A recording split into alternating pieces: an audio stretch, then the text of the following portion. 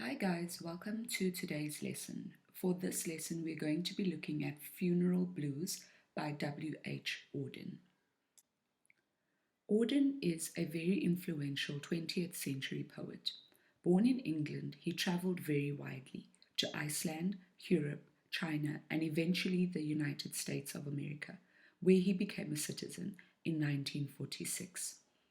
Auden was a very productive writer, producing plays and essays in addition to his poetry. Funeral Blues is written in the style of a classical elegy. It is written from the perspective of a man who is mourning deeply for a lover who has died.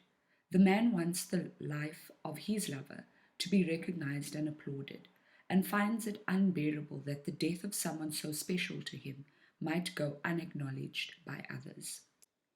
The poem is written in 4 stanzas of 4 lines, and each line contains 4 beats.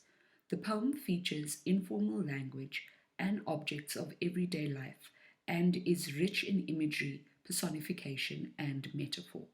The layers of metaphor in the 3rd stanza give an insight to the reader into how much the deceased meant to the speaker and on how many levels the deceased gave the speaker direction, guidance, and purpose. The title of this poem is very clear and concise. As we can see, it has 2 words that we can understand in their original connotation. In terms of a funeral, where we would be sending off a person who has died, and blues, which is a type of music, usually very sad, related to a depressing or melancholic situation. The poem begins with a series of harsh commands. Stop the clocks, cut off the telephones. We don't know quite yet who the speaker is, but he does seem forceful and even angry. Here, these images seem like physical representations of time and communication. He wants everything to just stop. In line 2, we see that the poet asks for silence. He wants the dogs to stop barking. As this is a funeral poem, we can assume that this is a poem that would be performed in public. And what we see is that the speaker is asking everybody to pay attention to the death of his loved one. In line 3, we see that this is not a time for pianos, but rather a time for muffled drums. The poet is not opposed to the drums, which matches the title. This is a funeral, and the drums are much more solemn and fitting to the occasion. Maybe the drums are the sound of the mourners walking, or maybe it is a stately drum which is playing at the funeral. The interesting thing about the first 4 lines of this poem is that they are all commands, or also known as imperatives. The speaker is making a big pronouncement to the world. Someone has died, and we must acknowledge this in a very dramatic way. What we can therefore say is that the poet is using hyperbole. His exaggeration is there to show us the importance of mourning for this person. Whenever you see a 4-line stanza or a quatrain that has an AABB rhyme scheme in a poem about a funeral, you're reading an elegiac stanza. What I want you to do is to go back to stanza 1 and identify the words that rhyme and create the AABB rhyme scheme. The speaker in line 5 and 6 would like for an aeroplane to write "He is dead" in skywriting to commemorate his grief. What is interesting here is that the speaker does not provide a name. Maybe he wants more privacy for the person that has died, but also we can maybe assume that he knows that everybody knows who has died. Either way, there is a definite mixture between the private and the public acknowledgement of death. He wants everyone to acknowledge the death of his loved one, but also in his death there is a sense of privacy. In lines 7 and 8, we see that the poet makes more public demands, as the speaker wants the public doves to honor the dead. He also wants the traffic police to honor him as well. What we see here again is that the poet or the speaker is falling into hyperbole again. He suggests impossible ways of marking this death that means so much to him. In stanza 1 and 2, we need to look at the tone and how it differs in each stanza. In stanza 1, the speaker's tone is curt, which means very short and almost angry. In stanza 2, he then has a more hysterical tone. How we see this is that the speaker has a desire to share his loss with everyone. In line 9 and 10, it doesn't seem like the dead man was important worldwide.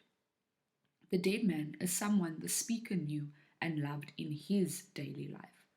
These lines are incredibly personal, especially when compared to the earlier lines that are mostly about public mourning. The dead man meant everything to the speaker, so it's no wonder he'd like all the world around him to reflect the fact that the man is dead. Here we also see a metaphor. The speaker describes the dead man by saying that he was like a compass for him and also like every day of the week for him. He provided direction and also filled up all his time. And this therefore makes sense as to why the speaker would want everybody to pay attention to the death of this person. In lines 11 and 12, we again see more metaphors. In these lines, it seems to imply that the dead man filled every hour of the speaker's day. He brought conversation and joy into the speaker's life. While the previous lines were lovely and metaphorical, this one is harsh. Your loved ones will die, and love no longer lasts. In line 12, we see an example of antithesis, which demonstrates the shock of the sudden and unexpected loss of his love. In stanza 3, when it comes to the tone, we can see that the tone is much sadder and calmer, and there is almost a sense of nostalgia. We also see that the speaker describes what the person meant to him. In this stanza, compared to the previous lines that deal with the public, these lines seem quiet and intimate, and we realize what the dead man meant to the speaker. He wants a public acknowledgement of the man with whom he spent his private life. Here, the speaker grows even more depressed. He demands that someone, whomever he's speaking to, put out the stars, pack up the moon, and take apart the sun. Now his grief is so extreme, it's affecting the way he sees the cosmos. His extreme hyperbolic demands are his expressions of his extreme grief. Even though no one could ever dismantle the sun, the speaker's grief is so intense that he wishes that we could. All of these romantic and natural images, the stars, the moon, the sun, are too painful for him. It's almost as if he wants to blot out everything in the world except his own mourning. In these final lines, the speaker continues his hyperbolic thinking and asks us to get rid of the ocean and the wood. He doesn't want to see any sign of the wonders of nature. In the last line of the poem, he is totally hopeless. The speaker says that nothing will ever be good again. In a lot of elegies, the speaker will offer some hope for the future, or will talk about how the dead person will live on in memories and poetry. There's usually a small moment of optimism buried somewhere in them, but not in Auden's funeral blues. This is just a really sad poem about death. There is no light at the end of the tunnel for anyone in funeral blues. In stanza 4, there is a return to the tone of near hysterical grief. The depth of his grief is demonstrated and reinforced by the bleak statement in the final line. For this poem, we see that there is a consistent rhyme scheme. Also, an elegy often has a slow pace, but in this poem, the pace is much faster. It's almost as if the speaker is rushing to say everything he feels until the pace slows down towards the end. The poem is concerned about grief and mourning for a lost loved one, and the impulse to spread the dreadful news far and wide. It demonstrates how shocking it can be to realize that love may not last forever. Thank you for joining today's lesson. I hope that you got something good out of it. Please make sure that you like and subscribe and check in the description for any extra resources. Thanks. Bye.